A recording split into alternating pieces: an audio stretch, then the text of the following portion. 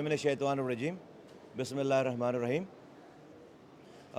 मौजूद साफ़ी हज़रात, print electronic media के तमाम दोस्तों, मैं आपको आपके ज़रिए सारी कौम को बहुत मुबारकबाद देना चाहता हूँ कि ये जो हेल्थ एशिया तीन रोज़ा, आज इसका आखिरी तीसरा दिन है, ये एक बहुत कामयाब एग्ज़िबिशन गई है।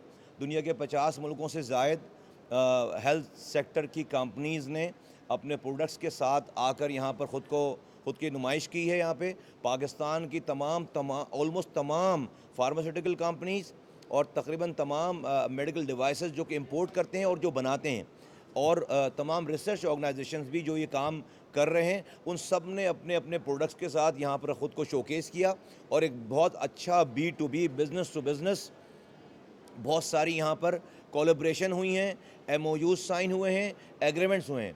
पहली दफ़ा 22 साल तारीख़ में हुकूमत पाकिस्तान ने, मेरी मिनिस्ट्री ने ख़ुद को यहाँ पर 3 दिनों के लिए यहाँ पर तमाम ऑफिशल्स को लाकर इन्हीं के साथ, जहाँ जहाँ गवर्नमेंट की रेगुलेशन की ज़रूरत है, गवर्नमेंट की मदद की ज़रूरत है, तो आपको यहाँ से मिलकर इस्लामाबाद प्राइवेट सेक्टर को ना जाना पड़े या हमारे ऑफिस के चक्कर ना लगाने पड़े, आपके साथ यहाँ गवर्नमेंट को लाकर बिठा दिया गया। और उसका 3 दिनों से CEO ड्रैप और हमारे ऑफिशल्स जो है वो यहाँ पर मौजूद हैं।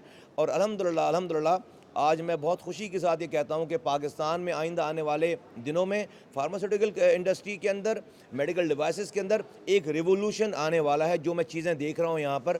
और वो इस तरह की एग्ज़िबिशंस का, इस तरह की एक्सपोज के नतीजे में ये तमाम चीज़ें होने वाली हैं। पाकिस्तान इस वक्त तकरीबन 500 मिलियन $US से ज़ायद की जो है वैक्सीन इंपोर्ट करता है, और हम इन वैक्सीन्स को इंशाअल्लाह ताला आइंदा आने वाले सालों में यहीं बनाने जा रहे हैं, पाकिस्तान में बनाने जा रहे हैं। और ना कि सिर्फ यहाँ बनाएंगे पाकिस्तान के लिए, बल्कि हम ऐसी प्रोडक्ट बनाएंगे जो कि हम दुनिया में यहाँ से हम एक्सपोर्ट कर सकें। तो आइंदा आने वाला वक्त इंशाअल्लाह ताला फ्यूचर जो है वो पाकिस्तान की प्रॉस्पेरिटी का है, पाकिस्तान की जो है वो नेकनामी का है और बिजनेसेस के ग्रो करने का है। और मैं फरहान साहब, ज़कीउद्दीन साहब, इनकी पूरी टीम जो कि इस हेल्थ एशिया को ऑर्गेनाइज़ करने वाले हैं, 22 सालों से ऑर्गेनाइज़ कर रहे हैं, मैं उनको बहुत मुबारकबाद पेश करता हूं और उनको ये कहता हूं कि हिम्मत के साथ इसको और इम्प्रूव करना है, हिम्मत के साथ और इसको इम्प्रूव करना है।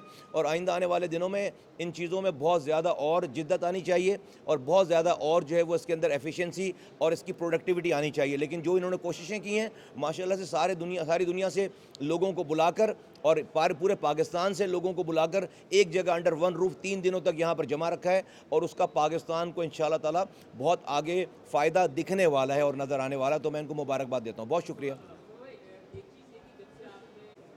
मेडिकल डिवाइसेस को रेगुलेट करने के लाइसेंस को जारी करने में कम से कम 2 साल और मैक्सिमम 3.5 से 3.5 साल लगते, 3 से 3.5 साल लगते थे। आप इमेजिन करें कि किसी के पास एक प्रोडक्ट पड़ी हुई है, 3 सालों में तो उसकी वाइबिलिटी, फिजिबिलिटी सब ऊपर नीचे हो चुकी होती थी। एंड में वो तंग आकर कहता था, यार बोलो क्या करना है और हमारी प्रोडक्ट को रजिस्टर करो। This used to be the scenario. किसी ने मुझसे जो है वो मुतालबा नहीं किया, कोई रैली नहीं निकाली, कोई जो है वो मुजाहरा नहीं किया। हमने जब ये प्रॉब्लम सुनी तो हमने कहा इसको क्या हो सकता है, दुनिया में क्या होता है, बराबर वाले मिडल ईस्ट की कंट्रीज़ में देखा वहाँ क्या होता है, यूरोप में देखा क्या होता है, कनाडा में देखा क्या, और फिर हमने कहा कि भाई ये तो जो वो कर रहे हैं हम भी कर सकते हैं।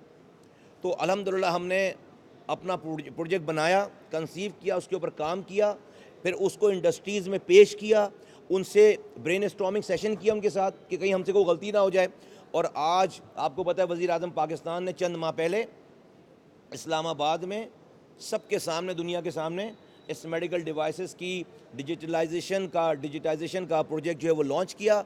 और जो काम पहले 3.5 सालों में होता था, आज वो बग़ैर ड्रैप के ऑफिस जाए, बग़ैर किसी ड्रैप के अफसर से मिले, आपके लैपटॉप के ऊपर आप एक फॉर्म फिल करते हैं, तमाम क्वालिफिकेशन उसकी पूरी फुलफ़िल करते हैं, फ़ीस लगाते हैं, और 20 दिनों के अंदर आपके ईमेल पर आपका सर्टिफिकेट आ जाता है विदाउट मिंगलिंग। अब तक हम 1300 से ज़ायद केस कर चुके हैं। ये 1300 केसेस जो है वो 13 सालों में होते थे, 1300 केसेस 13 सालों में होते थे। और इसको करने में जो अल्लाह माफ़ करे पुलिस सराज से गुजरना पड़ता था, तो वो एक अजीब कहानी थी। आज अल्हम्दुलिल्लाह इस 1300 केसेस में ऑलमोस्ट 3 या 4 केसेस ऐसे हैं जो 20 दिन की लिमिट क्रॉस करके 23 या 24 दिन पर गए। तो अल्हम्दुलिल्लाह सिर्फ ये सिस्टम बनाया नहीं है बल्कि ये चल पड़ा है अल्हम्दुलिल्लाह। इससे इंडस्ट्री इतनी खुश है, आप उनसे बातें सुने, इनकी सुने, इनसे आप ख़ुद इंटरव्यू करें, ये ख़ुद आपको बताएंगे कि पहले ये क्या होता था और आज क्या है। ये गवर्नमेंट का, मैं वज़ीर आज़म पाकिस्तान, हुकूमत पाकिस्तान, मेरी मिनिस्ट्री, मेरी तमाम टीम, मैं सबको का शुक्रिया अदा करता हूँ कि उनकी इंकरेजमेंट की वजह से, उनकी पॉलिसीज़ की वजह से और उनकी डे एंड नाइट वर्किंग की वजह से आज हम बहुत प्राउडली ये सारा कुछ जो है वो कर रहे हैं, बयान करें। ये काम एक इंटेंशन है, ये हमारी नीयत को बताता है कि देखो अगर खुदा न खास्ता हमें कोई गलत काम करना हो तो मैनुअल काम पुराना वाला ही सही था, उसमें ही गलत काम हो सकते थे। ये तो हमने खुद से अपने हाथ पैर गलत काम करने के हाथ पैर काट दिए अल्हम्दुलिल्लाह। तो ये वो इंटेंशन, वो कहते हैं ना कि action speaks louder than word, हमने ये एक्शन करके दिखाया। सर कोई ऐसी मशीन, अच्छा मुस्तफ़ा भाई ये बता दीजिएगा, आप अपनी वजारत में अपने कमालात को दिखा रहे हैं, लेकिन ये बताइएगा जो बीमारियां फैलने की वजूहात हैं उसे ख़त्म जो है वो सामने है, पहले इन वजूहात को मैं आपसे 2000% एग्री करता हूँ। देखिए जब हम कहते हैं ना health care system of Pakistan, health care जो है वो अस्पताल के बाहर शुरू होती है, अस्पताल में तो सिक केयर हो रही है। पाकिस्तान का निज़ाम तो इस वक्त सिक केयर का निज़ाम है, it's not an health care. Health care का काम तो, हेल्थ केयर मायने हैं जिसको हेल्थ केयर कहते हैं, वो तो बच्चे की पैदाइश से लेकर उसको वैक्सीन लगाने से लेकर उसको पानी पिलाने से लेकर, ये जो आप सफाई की बात कर रहे हैं, ये जो आप पीने के पानी की बात कर रहे हैं, सीवरेज ट्रीटमेंट की बात करें, ये सब कुछ जो है वो हेल्थ केयर में शामिल है। We are very poor in it right now. हम अभी इस वक्त, हमें इसमें बहुत काम करना है और उसको हेल्थ मिनिस्ट्री ने काम नहीं करना, पाकिस्तान के हुकूमत के सारे निज़ाम ने साथ काम करना है। Federal government, provincial government, district government. District government का बहुत बड़ा रोल है। अनफॉर्चुनेटली हमारे पास डिस्ट्रिक्ट गवर्नमेंट पाकिस्तान में एग्जिस्ट ही नहीं करती। एग्जिस्ट करती है तो बिल्कुल लंगड़ी लूली डिस्ट्रिक्ट गवर्नमेंट के। अगर आप पीने, कहते हैं डॉक्टर कहते हैं 70% बीमारियां जो हैं वो पीने के साफ़ पानी के नहीं होने की वजह से। अब जब आप 70% पानी जो है वो, और आप, हमारा पानी कैसा है, पाकिस्तान में सीवरेज के ट्रीटमेंट को लगाने का कोई कॉन्सेप्ट ही नहीं है। गिलगित बल्तिस्तान में जो फ्लश कर रहा है वो अगले मोहल्ले में किसी के पीने के पानी में जा रहा है वो पानी, फिर वो जो फ्लश कर रहा है वो अगले मोहल्ले। तो ये तो पूरे निज़ाम को समझ, तो मैं बार बार, देखिए मैं सब कुछ नहीं कर सकता, मैं तो इस गाइडलाइन सेट कर सकता हूँ। तो हमने बार बार ये गाइडलाइन सेट की कि भाई पाकिस्तान में आप जितने भी अस्पताल बना लेंगे, and I am so glad कि आप ये बात कर रहे हैं, यही बात है असल। आप जितने भी हॉस्पिटल बना लेंगे, जितने भी डॉक्टर ले आएंगे, आपका हॉस्पिटल पहले दिन ऑब्सोलीट हो जाएगा, भर जाएगा। क्योंकि आप हॉस्पिटलों में जाएं, अगर हर इंसान ही 24 करोड़ की आबादी सब कोई बीमार पड़ेगा तो कितने हॉस्पिटल बनाएंगे आप?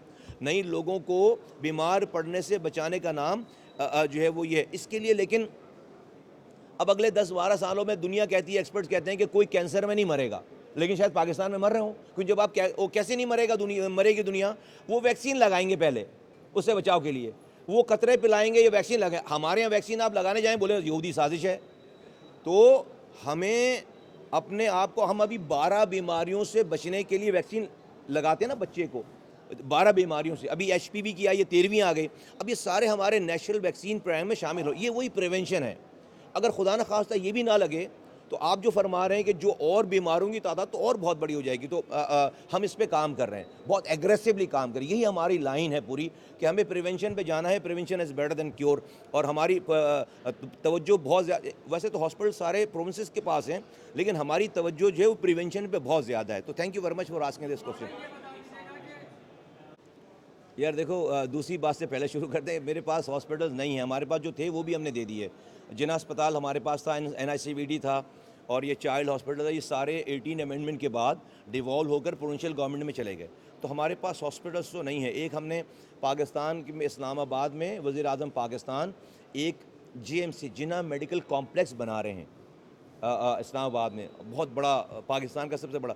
मैंने जब उनके साथ, जब टीम का हिस्सा बनाऊँ तो मैंने उनसे रिक्वेस्ट की, नहीं, सो नाइस, बहुत मेहरबानी उनकी, उन्होंने अप्रूव हो गई। हम जिना कॉम्प्लेक्स, जिना मेडिकल कॉम्प्लेक्स का एक सैटेलाइट वर्जन कराची में बना रहे हैं। हमारी अप्रूवल हो गई है, हम उसी का रेप्लिका, लेकिन ये छोटा होगा, सैटेलाइट होगा, पहले उसका सैटेलाइट होगा और बाद में इसको बड़ा करेंगे। उसके लिए गवर्नमेंट ऑफ सिंध से हमने जो है वो लिख रखा है, हमें जो है कम से कम 100 एकड़ की ज़मीन चाहिए, जिससे फेडरल गवर्नमेंट जिना मेडिकल कॉम्प्लेक्स कराची जो है वो सैटेलाइट बनाएगी। तो हॉस्पिटल में है, हमारी डिस्पेंसरी सी कुछ यहाँ पर जो कब्ज़ा हुई थी, उसको हमने रिट्रीव करके उसको हम डे केयर हॉस्पिटल बनाने जा रहे हैं। लेकिन ये दैट इज़ नॉट ऑल, वो तो पैसे ही पहले से थी। अस्पताल हमारे पास नहीं है। दूसरी बात, आपने जो पहली वाली बात की, मुझे लगता है कि सिंध में मेडिकल की फील्ड में काफ़ी काम हुआ है, लेकिन ये दैट्स नॉट इनफ।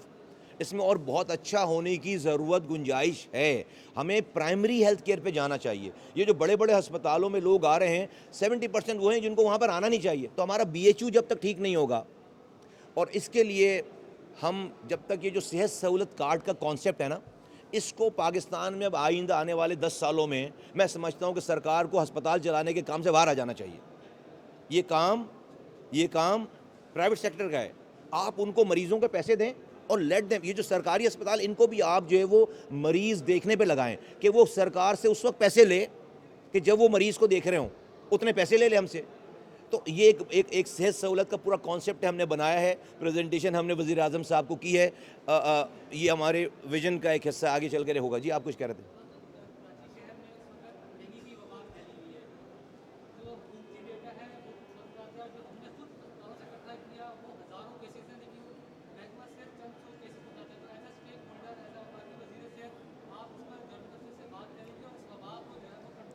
जी, मैं यहाँ पर जी, हमने हमारे नोटिस में ये बात आई है, और सेक्रेटरी साहब जो है वो सेक्रेटरी हेल्थ से बात कर रहे हैं। मैं भी जो है वो मोहतरमा जो वज़ीर साहिबा हैं, डॉक्टर साहिबा, मैं उनसे भी इंटरेक्ट करके इसके हवाले से मैं पूछूंगा कि अगर हमारे लायक कोई इसमें अंदर कोई काम है, कुछ हम कर सकते हो, तो हम, ये तशवीशनाक बात है, और हमारी जो भी वफाक की मदद होगी इसमें हम इंशाल्लाह ताला वो करेंगे। बहुत शुक्रिया।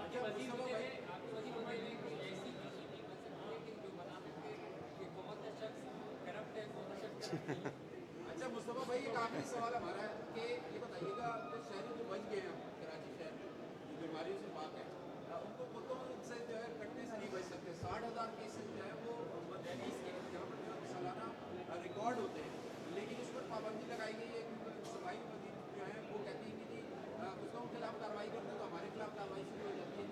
दूसरा सवाल ये कि 18वीं तरमीम में दोबारा तरमीम की ज़रूरत है। पहली वाली बात का तो पहली वाली बात तो जो है वो, उसका मैं आपको क्या जवाब दूं। मैं भी आपके साथ दुआ करता हूं। आपने 18वीं तरमीम की बात की। 18वीं तरमीम अपनी असल शेप में जिस इंटेंशन के साथ उसको नाफिज किया गया था, वो ग्रास रूट तक नहीं पहुंची है।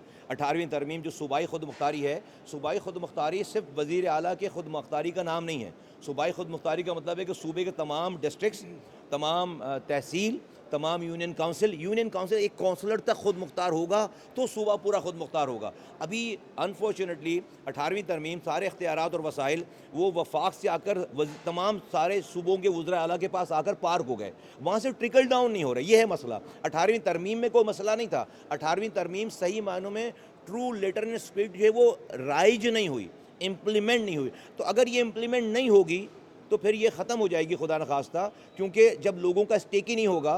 भाई आज अगर कराची में अगर आप वफाक से ले रहे हैं और हमारे जो 300 अरब रुपए से ज़्यादा, 3000 अरब रुपए, 3600 अरब रुपए बनते हैं कराची का हक, वो नहीं दे रहे आप, और कोई 30 अरब रुपए दे रहे हैं, तो मुझे इस बात से क्या गर्ज होगी कि भाई 18वीं तरमीम रहे या चला जाए। मैं एक आम आदमी की बात कर रहा हूँ। तो जो 18वीं तरमीम के सही खदो खाल थे, उसको उसी स्पिरिट में इम्प्लीमेंट होना बहुत ज़रूरी है। बहुत शुक्रिया, थैंक यू। Wait second.